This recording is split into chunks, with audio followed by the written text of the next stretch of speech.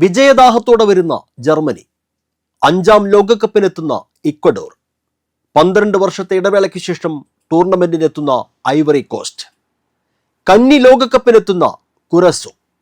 തോൽക്കാൻ മനസ്സില്ലാത്ത ടീമുകളുടെ ഒത്തുചേരലാണ് group E.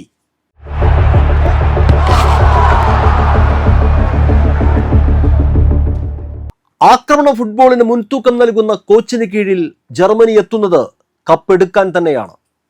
2014 ശേഷം നടന്ന 2 ലോകകപ്പുകളിലും ഗ്രൂപ്പ് ഘട്ടം കടക്കാനാകാത്തതിൻ്റെ ക്ഷീണം മാറ്റുക തന്നെയാണ് ആദ്യ കടമ്പ.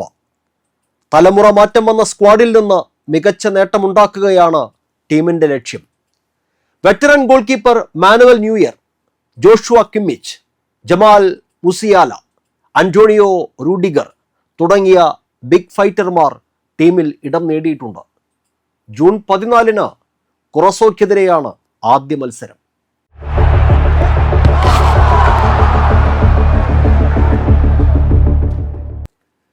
പുതുതലമുറയുടെ കരുത്തിൽ ഏറ്റവും മികച്ച ടൂർണമെന്റ് കളിക്കാനാണ് ഇക്വഡോറിന്റെ വരവ്. FIFA ranking 23.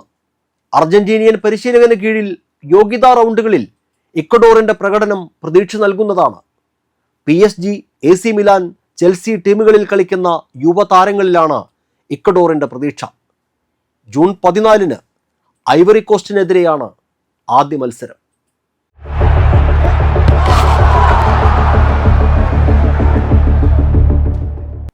ഒന്നര ലക്ഷം മാത്രം ജനസംഖ്യയുള്ള ഒരു നാട് ആദ്യമായി കാൽപന്തിന്റെ ലോകകപ്പ് വേദിയിൽ എത്തുന്നു. ലോകകപ്പ് യോഗ്യത റൗണ്ടിലെ ഹൃദയം നിറഞ്ഞ കാഴ്ചയായിരുന്നു കുറസോ ലോകകപ്പിന് ടിക്കറ്റ് എടുക്കുന്നത്. FIFA ranking 82. ജൂൺ 14 വമ്പന്മാരായ ജർമ്മനിയെയാണ് അവർ ആദ്യം നേരിടുക. ഫലം എന്തായാലും അവർ അന്ന് ചരിത്രമെഴുതും.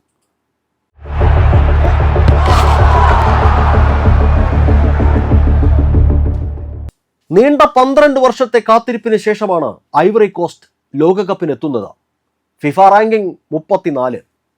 യോഗ്യതാ മത്സരങ്ങളിൽ ടീമിന് സ്വപ്നതുല്യമായ തേരോട്ടം നൽകിയ പരിശീലകന്റെ തന്ത്രങ്ങളാണ് അവരുടെ വജ്രായുധം. കരുത്തരായ ഒരു കൂട്ടം കളിക്കാരുടെ നിര തന്നെ അവർക്കുണ്ട്. ജൂൺ 14 ഇക്വഡോറിനെതിരെയാണ് ആദ്യ മത്സരം.